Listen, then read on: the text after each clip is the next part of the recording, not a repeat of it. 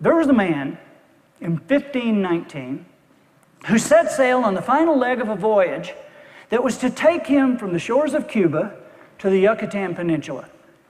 He had in his employ 500 soldiers, 100 sailors, 16 horses on 11 ships. And they were going to take the world's richest treasure. It was a treasure of gold and silver and artifacts, jewels that had been held by the same army for 600 years. Everybody knew about this treasure because army after army had tried to take it. Conqueror after conqueror had appeared with the forces and with the will to take this treasure, but nobody had been able to do it. This guy, his name was Hernando Cortez, he was a conqueror, which, you know, to our way of thinking, this is a horrible thing. But back then, it was like a job description. You know, you could be a doctor, you could be a baker, you could be a conqueror. You know, there were courses in it. And little kids would grow up wanting to be. And so anyway, Cortez was a conqueror. But he was a little bit different in his approach because he knew that time after time, people had gathered armies and nobody, so he had to gather an army whose level of commitment was beyond that which ordinary people consider commitment.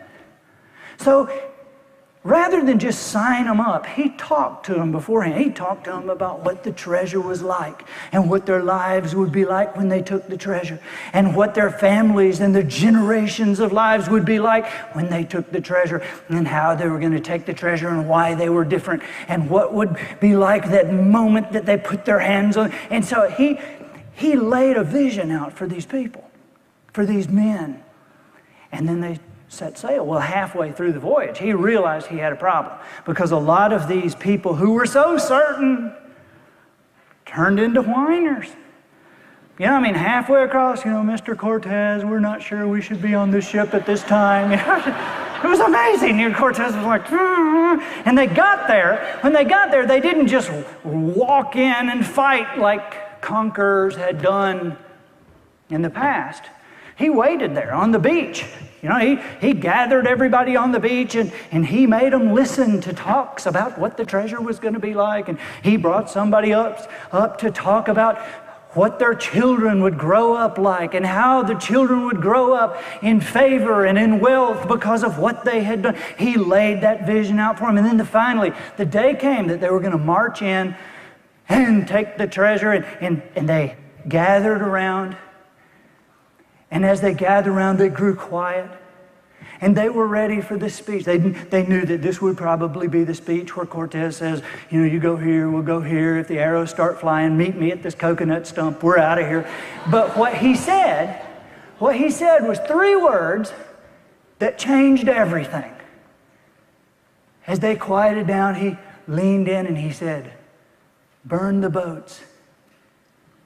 And they said, excuse me? He said, burn the boats, torch the boats. And they burned their own boats at Cortez's direction. He said, if we're going home in their boats. Well, an amazing thing happened. They fought well. It was the first time it had ever been done. They took the treasure. They took it. First time in 600 years, and they took the treasure. Why? They had no choice. Take it or die. I mean, that was basically the choice. Take it or die. And I'm sure they considered that. Take it, die. I guess we'll take it. And they did. Boy, they took the treasure. And see, here's the thing.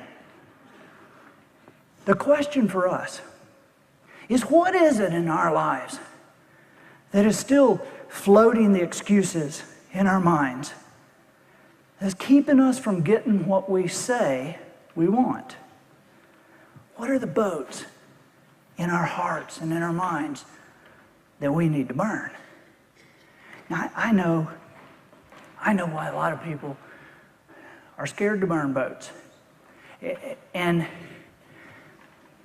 frankly, a lot of it has to do with personal feeling. A lot of people are scared to burn their boats because they know they'll get criticized if they do.